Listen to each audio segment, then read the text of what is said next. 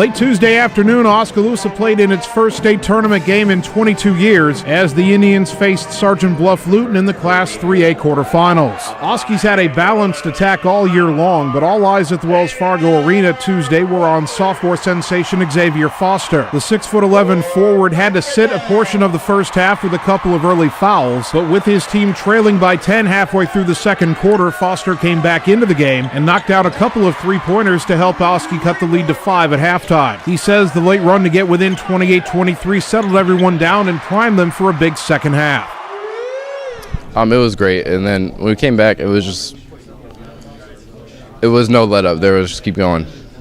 Foster would lead the team on the day with 18 points, but his teammates joined the party after halftime. Spencer Tucker had 13 in the game for the Indians, and Tanner DeCock added 9, including the back-to-back threes that jump-started Oski in the third quarter. Meanwhile, the Indian defense stifled Sergeant Bluff-Luton in the third quarter, holding them to 6 points. And Oski head coach Ryan Parker says it was all a matter of simply settling down.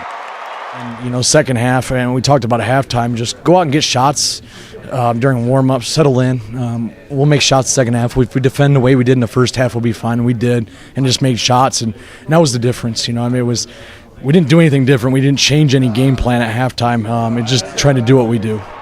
Momentum is an intangible, but you could feel it in the Wells Fargo Arena in the second half, and the Oskaloosa crowd played a big part in that, as they and the team seemed to feed off each other all the way to the end. Cole Henry, another Indian who picked up his game in the second half, he ended the night with 11 points and 11 rebounds, and as they pulled away, Oskaloosa gave the fans just what they wanted, breaking the press a couple of times in the fourth quarter and ending the fast break with a Foster dunk. DeCock certainly did his part to fire up the crowd during the game, waving his arms, clapping his hands, not to mention hitting all 4 of his shots and drawing a charge. He says there's no better feeling than getting the chance to play in front of his own student body.